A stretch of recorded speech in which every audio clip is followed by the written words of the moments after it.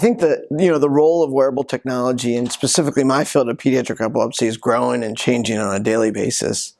Many players are now involved in the market, and I think the goal would obviously be to have a device that can detect seizures, accurately with very few false alarms, if any, that can alert a caregiver or a loved one that their child or partner had an epileptic seizure.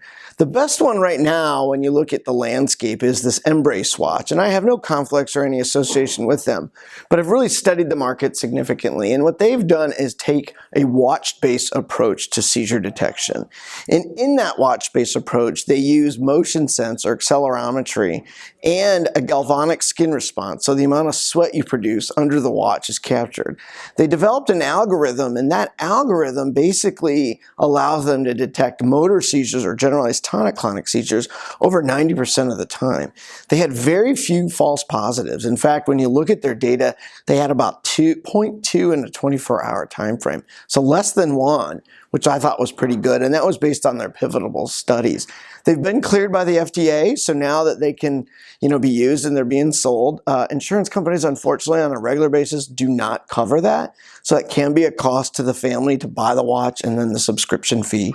So there's still some challenges they have to work out. In addition, we're not quite sure about other seizure types and their potential benefits as it relates to seizure detection.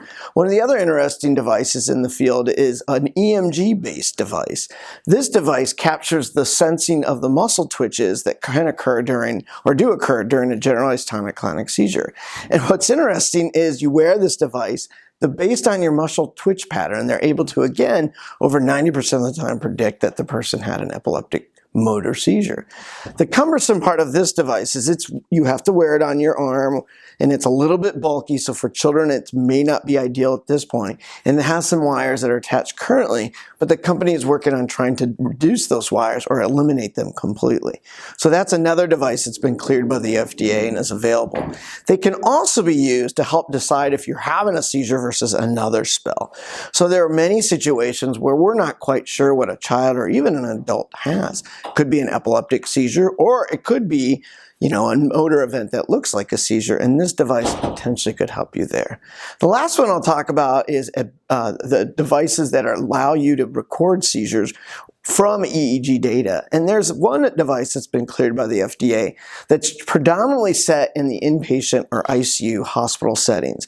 And it's a limited 8-lead EEG that supposedly anybody can put on.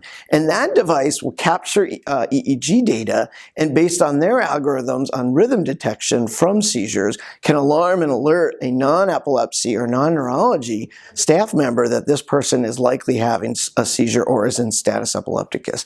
Could that be used as a screening instrument to determine who needs full ICU monitoring, or at least allow treatment to occur more quickly? That's the goal, and that is a product made by a company called Cerebell. And it's really interesting because those are all based on machine learning and some technology that's available, but more enhancements are coming and more updates are on their way. So it's an exciting field, and we think it's going to make a major impact on our treatment of epilepsy patients in the future. I think that where the role of wearable technology fits within our field is going to be more important as time comes on.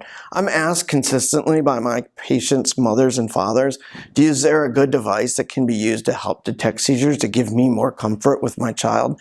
And unfortunately, I don't have a great answer for them. And we talked about some of the devices that are available, but they want a foolproof system. And before I let them go and invest their own dollars in it, I want it to be really great to suit their needs. But it represents a major gap in our field. The ability to detect or even predict a seizure without being present or with your child is something that everybody, I think, really wants as far as caregivers for patients with epilepsy.